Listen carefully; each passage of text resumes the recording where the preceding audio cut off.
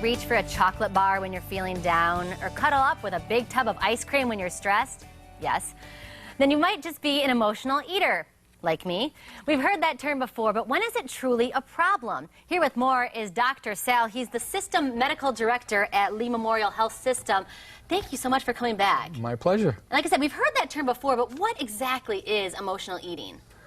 I think the best way to describe it is when something triggers your emotions and you look for something to comfort you. You know, that's probably the scenario and the best definition for an emotional eater. You're stressed out at work, you had an argument with someone, you know, something really triggers an emotion and you want some comfort. What do most people look to? They look to food most of the time. And it doesn't have to be something big and dramatic. For me, I find that when I'm procrastinating, I talk myself into being hungry. I'm just going to go get a snack first. And so there's that little things too. And also, it's the reward also. You're rewarding yourself for something. Yeah, because we grow up getting ice cream sundaes, you know, after our dance class, or if we were good at church, you know, you got a reward. So oftentimes we reward ourselves with food, and that's not necessarily how we should be looking at it. When you look at a healthy nutrition program, if you will, because I don't like to use the word diets, and you have a day that, or a meal where you don't do as well, you know, I always tell people, call it what it is. It's a cheat meal or a cheat day. It's not a treat day, because it's really not a treat. I mean, it's really something that you know is detrimental to your health. So, but don't, you know, with the same token, don't beat yourself up over it. If you don't do well for one meal, just get back on the wagon for the next meal and just do the right thing. Good to know, because I tend to sabotage myself. You know, I'm like, oh, breakfast was a wash, so I might as well just eat terrible the rest of the day. You know, but you say just get right back on there. And when, so when it becomes a problem, when we realize that it's actually a problem, what kind of help should we be seeking?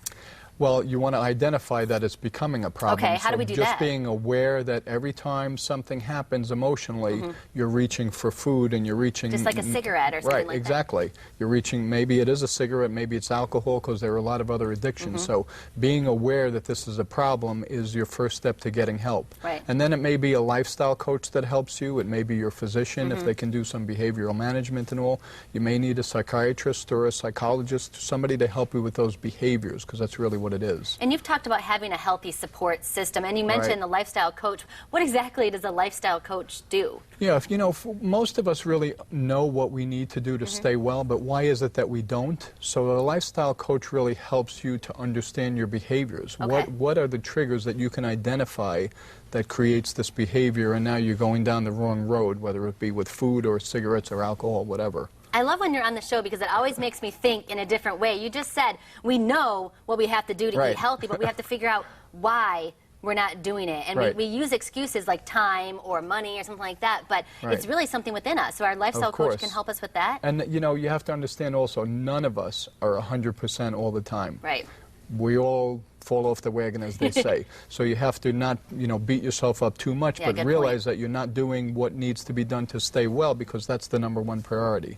Absolutely, and it's good to have you on and talk about that, because it's not just, it's interesting also to hear you say it's not just about, you know, eating bad or being overweight. There is, you know, being sedentary and not working out, and other things about drinking and smoking and that kind of thing.